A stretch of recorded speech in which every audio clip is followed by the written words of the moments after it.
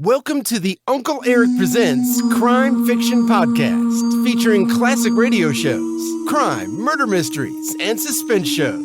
We're so glad you tuned in for this current classic episode. But first, a few show comments and episode notes from Uncle Erich. Welcome back, folks, to yet another drama-packed episode from the Uncle Erich Presents Classic Radio Series.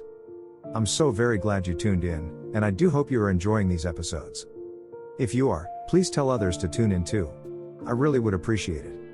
Today, we listen to another episode of Stand By for Crime titled, The Wetback Murders. The show's lead character was Chuck Morgan, portrayed by actor Glen Langen, an extremely convincing news anchor that works at a radio station based in Los Angeles. His friend, Police Lieutenant Bill Miggs, gives tips about hot crimes, and the crime hunt is on. This exciting episode is brought to you by our good friends at boomerflix.com. At boomerflix.com you can watch thousands of the old classic television shows, and the classic horror movies you grew up with. There are also hundreds of classic 1960s, 1970s and 1980s music videos as well. A real trip down memory lane. If you're a classic television show, movie or music fan, then boomerflix.com is a must visit. Please also visit uncleeric.com to listen to all the currently available radio podcast categories and episodes. There are also hundreds of the old classic crime and detective television shows you can watch as well. So, visit uncleeric.com today. If you like this episode, please consider buying Uncle Erich a cup of coffee at the support link below. Thanks a million. Now, enjoy this great Stand By for Crime episode titled, The Wetback Murders.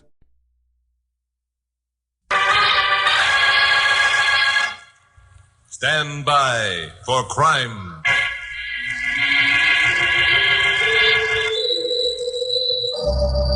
Hi, Chuck Morgan talking, KOP newscaster. You know, people who live in Los Angeles sooner or later find their way down into old Mexico. Well, Carol Curtis, my blonde secretary, and I took a day off last week and drove down into Tijuana to have a look around. It was dark when we got started back. At Customs, it turned out that one of the officers was a friend of mine, so we were waved ahead with no more than a cursory glance inside the jalopy.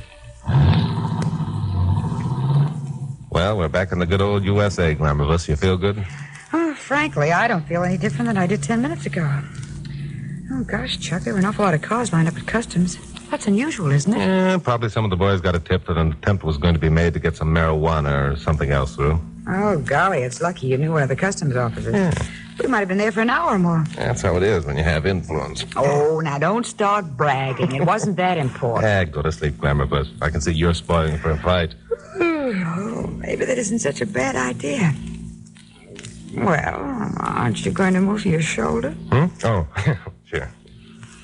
How's that, better? That's fine. Oh, good night, Chucky boy.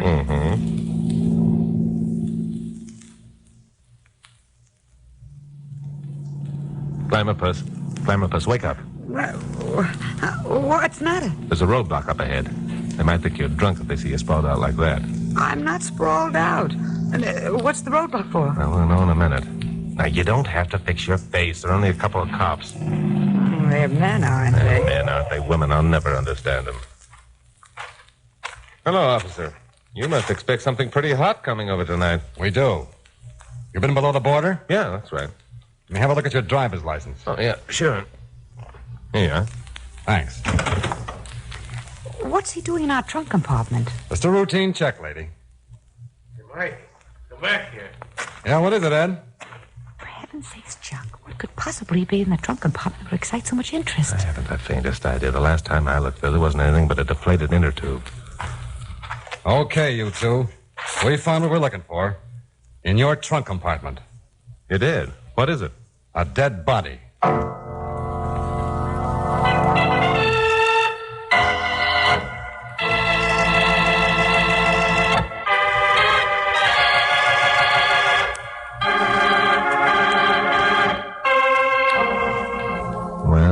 Quite a time proving we weren't murderers carrying our victims around in the trunk compartment of the car. Mike Tanner, the Border Patrol officer who had stopped us, called my friend at Customs. Then he called Pappy Mansfield, owner of KOP. Then he called Bill Miggs of police headquarters in L.A. Well, I guess you're clear, Morgan. Sorry to have inconvenienced you. Well, I should think you would be. Shut up, Glamorous. Well, it's all right, Mike. Now that the excitement's over, who was the stowaway we packed across the border? Name's Jose Gonzalez, a wetback. Wetback? Thought Mexicans didn't become wetbacks until they got over the line. This one had been over and went back again. Oh. Well, that sounds like something I could use in one of my broadcasts. Do you mind filling me in? Well, I don't know. We've been keeping this pretty quiet. Oh, Chuck will give you plenty of publicity, Mike. He'll make a hero out of you. Won't you, Chuck? I'm a person. I should shut up. I'll bop you one. Well, I was only trying to help. Well, as a matter of fact, a little publicity wouldn't hurt the Border Patrol a bit. Maybe if more people knew the job we had to do down here and how badly undermanned we were, it might plant a seed that would bear fruit. That's a good deal, Mike. You can count me in. Now, what's all the hubbub about? Well, we've suspected for a long time that someone on this side of the border is operating a wholesale smuggling ring. He's guaranteeing to get any Mexican into the country and get him a job at a price. What makes you think that? Because this operator, whoever he is, knows exactly when and where the Border Patrol is at any given time. As I mentioned before, we're undermanned. We have to concentrate on one spot at a time. I see. I suppose you've suspected a leakage in your own ranks and checked. Oh, yeah. And we're positive it isn't an inside job. Well, what makes you so positive? Well, a week ago we found 4 corpses in a place called Dead Horse Canyon. 4? All of them were wetbacks, and all of them had been shot with a 30-30 special. Well, how does that make you so positive? Because originally there were 5 in that group. One of them was a member of our patrol. He'd gone below the border and set himself up as a laborer who wanted to get into the United States. Huh? He came across with 4 others. Apparently, the American contact got suspicious. He decided to kill all 5 rather than take chances. And the 5th one, your man got away, huh? That's right. He escaped back into Mexico. Yesterday, he was murdered. His body was the one you've been carrying in your trunk compartment. Jose Gonzalez.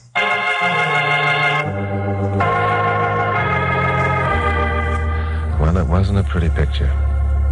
The American smuggler had apparently wanted to show the Border Patrol it was wasting its time. They probably picked my car by design, knowing I give the story some publicity, which would serve as a warning to any other patrol members who got ideas of becoming a spy.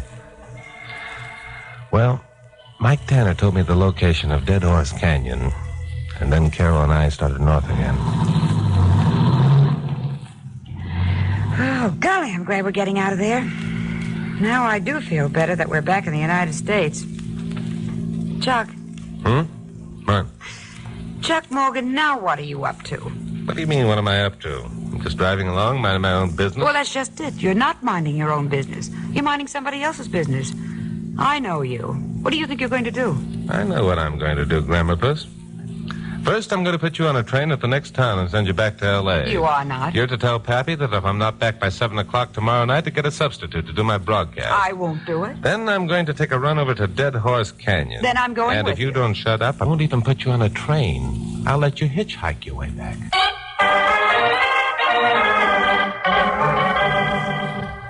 Well, I finally persuaded Carol to take the train by promising I'd do some serious thinking about making a down payment on the diamond ring she'd been needling me about ever since she'd decided we were engaged.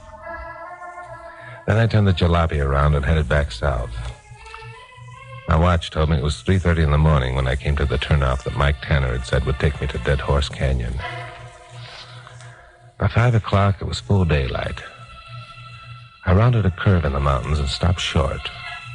A road gang was just starting their day's labors. One man was sitting on a boulder cleaning his tools. 4 others were emerging from a tent that was pitched in the only available flat area within miles. I got out of the car and approached the man on the boulder. Hello there. Didn't expect to find a road gang way down here. Buenos dias, senor. The road must be maintained even way down here, see? I suppose you're right. Where's the road lead to, anyhow? Oh, this road? To Dead Horse Canyon? Well, that's where I'm going. What do I find when I get there? Oh, there's nothing there, senor. Well, then why the road? Oh, the road, senor, is a shortcut into old Mexico. Oh, who uses it? The ranchers, senor, who trade with Mexico. Also the Border Patrol. You're kidding. Well, I haven't seen a ranch or a human being for the past 2 hours. Where are these ranches located? Oh, back in the hills, senor. There are 8. I'll be darned. How far did you say it was to Dead Horse Canyon? 10 miles, senor, but there's nothing there. You looking for somebody? Yeah, it could be. Why? The one who killed the 4 wetbacks, maybe? Yeah, you know about that, huh? Oh, see, this is a very bad thing, senor, to shoot people. Yes, I'll buy that. Were the 4 who were shot friends of yours? Oh, no, senor. They were from below the border.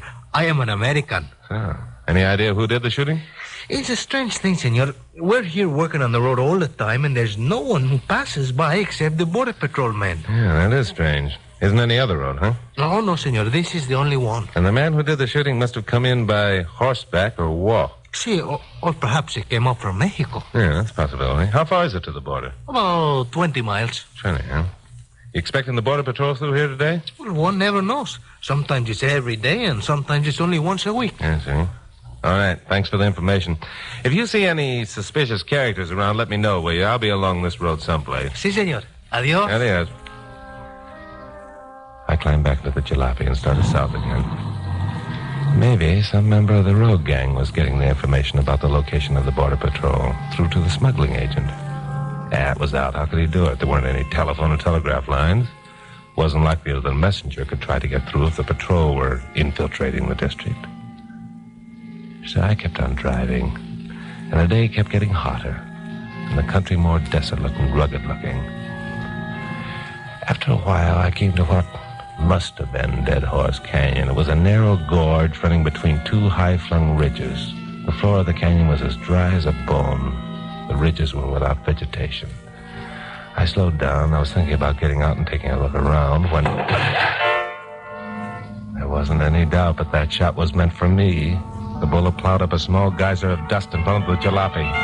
I instinctively stepped on the gas, thinking it would be a good idea to get out of there fast, but forgetting there was no place to go. The second shot proved that the marksman meant business. The bullet socked into my left front tire. The jalopy slewed around and almost turned over. I clamped on the brakes and got out. There was a boulder 10 paces away that offered good cover. I shot a glance up at the left-hand ridge. Saw a man with a rifle standing out in full view, the muzzle of his gun trained on me. Then I started for the protection of the boulder fast. I covered half the distance when...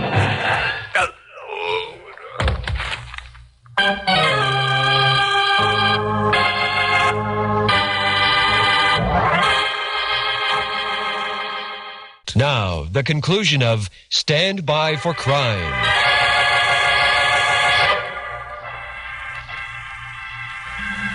I was dreaming that I was lying on the ground with my head in the lap of a beautiful girl. She was stroking my hair and talking softly. Every once in a while I'd ask for water, and she'd hold a canteen to my mouth, and the cool, beautiful liquid would flow between my lips and down my throat. I let the dream continue for as long as I dared, and then I opened my eyes and said, "Hello." Ah, Senor Morgan, you are better? Yeah, I think I'll live. Just keep stroking my head. Oh, but senor, you have been shot. Yeah, I know. Oh, who bundled me up in this bandage? You? Ah, si, senor, it was I. Ah, thanks. What's your name? Where'd you come from, Angel of Mercy? How did you know my name, and who shot me? Those are many questions at once, senor. I shall answer them in order. My name is Rosita. Rosita, I like that. I came from up there on the ridge. And I know your name because I looked at your driver's license. Well, that figures. Now, can you tell me who it was that shot at me? Oh, yes, senor. It was I who shot at you. 1,000 pardons for the mistake I made. You shot at me? Now, wait a minute. That calls for an explanation. Oh, and you shall have it, senor. You see, at first I thought you were someone else, but even thinking so, I did not intend to hit you. I aimed in front of you. You ran too fast, senor. Yeah, I was traveling all right, but I didn't think I was going fast enough to outrun a bullet. Who was this other guy you thought I might be? The man who murdered my husband, senor. Murdered you? Oh, this is getting more interesting by the minute. Hold it a second. Is your last name Gonzalez? Si, senor. Then you're the widow of the Border Patrol agent, Jose Gonzalez. Si. I came up from Mexico last night by horseback. I shall not rest until I have avenged my husband's death. What makes you think you'll find the murderer up here? Jose was shot in Tijuana, wasn't he? Before Jose was shot down, he told me about a terrible thing that happened here in Dead Horse Canyon. Yeah? I am convinced that the murderer is an American smuggler of, well, the smuggler of poor Mexicans, and that sooner or later he will appear once more in this place. Did the authorities know what you're up to? I have told the authorities nothing. So far, they have been unsuccessful in apprehending this man. The wetbacks pass through the canyon at will. And you think that one lone woman can clean up this gang of smugglers, eh? It is because I am a woman that my chances are good. So far, no one but you knows of my presence here. You will tell no one, senor. Rosita, is that a statement or a question? You must promise, senor, or I shall have to hold you as my prisoner. Oh, that's not a bad idea. Where's your camp, Rosita? It is up there in a little glade. There is a spring and I have food. Do you feel strong enough to walk? Yeah, I think so. There. Stop spinning around like that, will you? Oh, there. You see, you are not strong as you think. Put your arm around my shoulder. So. There. Thanks. I like this. Let's go. The dizziness passed as we walked up to Rosita's camp, but I didn't take my arm from around her shoulder. I'm no fool. Anyhow, by the time we got to the glade, I was pretty weak. Rosita's bullet had clipped a hunk of flesh out of my left shoulder, and a loss of blood wasn't doing me any good. It took us more than 30 minutes to reach the camp, but it was worth it. It was cool beneath the shade trees, and a crystal clear stream flowed out from beneath 2 huge rocks. There. Sit here in the shade, senor, and rest. Thanks. There. Yeah, you picked yourself quite a spot. Jose and I camp here often when he was a member of the patrol. Yeah, I'm sorry. This must be pretty tough on you. See, it is, as you say, tough. But look, here I command a view of the entire canyon. You see? No one can pass without my seeing him. Yeah, it is a good vantage point, all right. Jose and I spent many days here waiting for the smugglers, but they never came. Only when we were on the other side of the mountain did they use Dead Horse. It was most mysterious. But now I must prepare us some breakfast, then you must rest and not talk, senor. I hadn't eaten since the night before in Tijuana. I hadn't thought much about it. But when I smelled the bacon hotcakes and coffee that Rosita threw together, I became ravenous. Later, I must have dozed, because the next thing I knew, it was past noon. Rosita was gone. A moment later, I spotted her. She was changing the flat tire on my jalopy.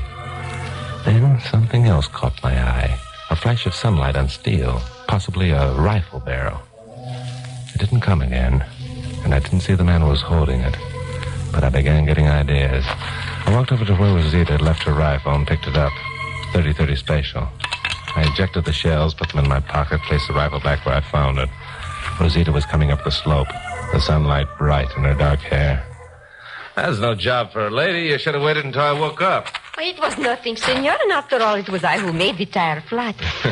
Do you feel stronger now? Yeah, I'm fine, fit as a fiddle. You all ready to leave? Leave, senor? Look, Rosita, it's foolish of you to think you can stay here and fight a whole gang of smugglers. I can't stay with you, so Senor Morgan, you do not understand. I have been on many patrols with my husband. I am quite capable Sorry, of... Rosita, you're coming with me. And I say I am not. I say. Are you going to shoot a hole in my other shoulder? I will shoot, senor, if you try to force me to go with you. I bet you wouldn't. Stop, senor. I warn you. You better shoot now, Rosita. If you don't, I'm going to take that rifle away from you. Stop! I'm sorry, Rosita. Oh, senor. You are unkind. You knew I would not shoot. And this is where I want to stay. This is what Jose would expect me to do. Yeah, I don't think so. I think that Jose would want you to go to the patrol and give them any information you might have. I have no information, none at all. I think you have, Rosita, quite a lot, in fact. And that added to a couple of theories I have will clear up this whole mystery. Now, come along. Let's get started. So Rosita and I staked out our horse near the spring and started back north. It was after 4 o'clock when we passed the road gang. Their eyes bugged out at sight of my passenger. Rosita waved, called a couple of names, and they yelled something to her in Spanish.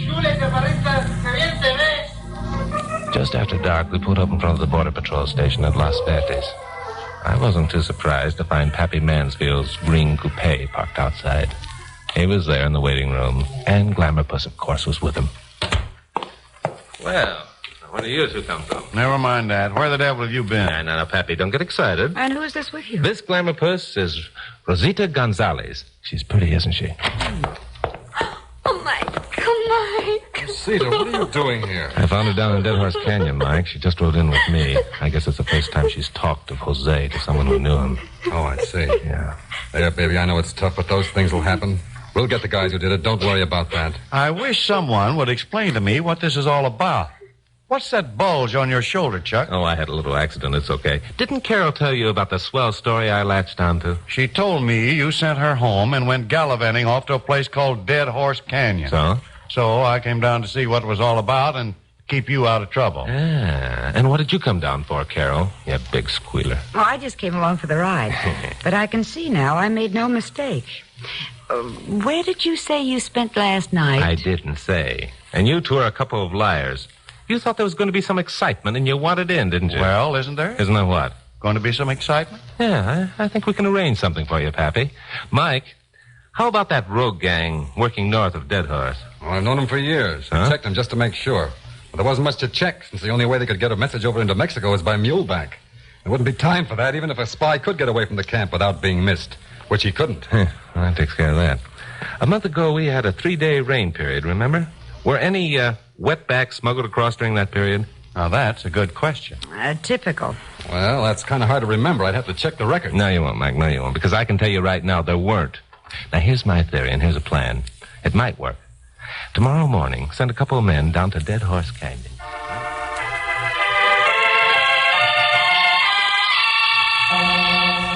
At 10 o'clock that night, Carol, Rosita, Pappy, and I, riding a my jalopy, followed the tail light of a Border Patrol car containing 4 officers up into the hills on the other side of the mountain from Dead Horse Canyon. Just before midnight, the patrol car pulled off the road and stopped. This the spot, Mike? Up ahead around the bend. We'll have to walk. I didn't want to warn them with our headlights. Right. Now, you go ahead. We'll follow. So we walked up the road, around the bend, and found that 2 of the officers had rolled a boulder into the road between the high embankments. It served as a perfect roadblock. Chuck, you take your gang up on the left bank and keep them down and out of sight. Right. We'll be over here. If there's any shooting, I don't want the responsibility of any of you getting hit. Don't worry. I'll keep them quiet, Mike. Good. We'll probably have a wait of about an hour or 2. Any questions? No questions. We're fine. Come on, everyone. An hour or 2? Holy smoke, we'll be frozen stiff. You can go back if you want to, Glamour Puss. There's still time. And leave you here with Pappy? Well, I guess not. I didn't think you would. Come on now. Up you go. So we climbed the embankment, found as comfortable a spot as possible behind some live oak, and sat down to wait. To wait is right. It was an hour before we heard it. The sound of a truck. It was still miles off, but it was coming steadily toward us. There wasn't any question it was on the road where we waited, simply because there wasn't any other road. Then we caught glimpses of its headlights as they swung around the sharp mountain curves. This was it. There wasn't any telling what might happen.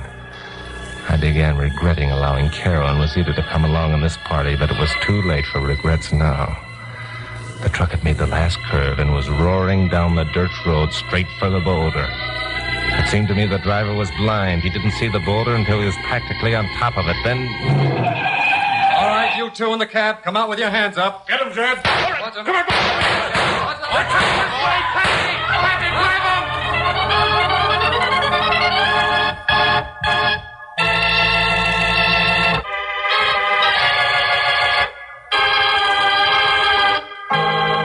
It was a cargo of the truck, the wetbacks, who'd stampeded up the embankment on our side of the road. But when they saw Pappy and me charging out at them from behind the live oaks, they must have thought the place was alive with Border Patrol cops.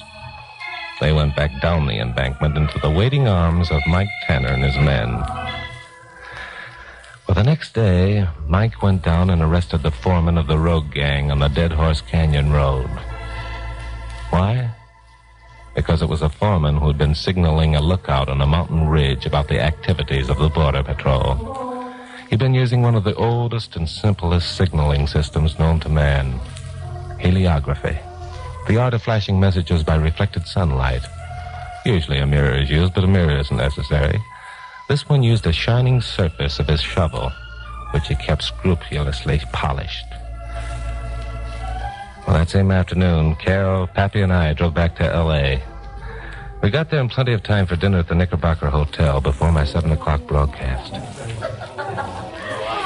Well, Pappy, I guess the time has come. I guess it has, Carol. You know, sometime we're going to fool this lad by not asking. Well, Pappy, that's all right with me. Well? Well, what? How'd you know? Oh, that. Oh, get him. As if he didn't know what we were talking about. All right, Chucky boy. How did you guess about the signal business? I didn't guess. I figured it out. Yeah, sure. Yeah, sure. Well, I did. The foreman of the road crew was polishing his shovel before he started work. Now, a good laborer cleans his tools after work, not before. Well, that figures. Oh, what else? Well, when I was sitting in our camp, I caught the glint of sunlight in what I thought was a rifle barrel. Only it couldn't have been a rifle barrel. A rifle barrel is too dark. This glint was too far away. Oh, so that reminds me. What reminds you of what? About that promise you made. What promise? Well, you promised that if I'd take the train back to L.A., you'd buy me a ring. I didn't. I said I'd do some serious thinking about it. You said you'd buy me one. Oh, I hate Glamour you. puss, I didn't say any such thing. I can't afford to buy you a ring.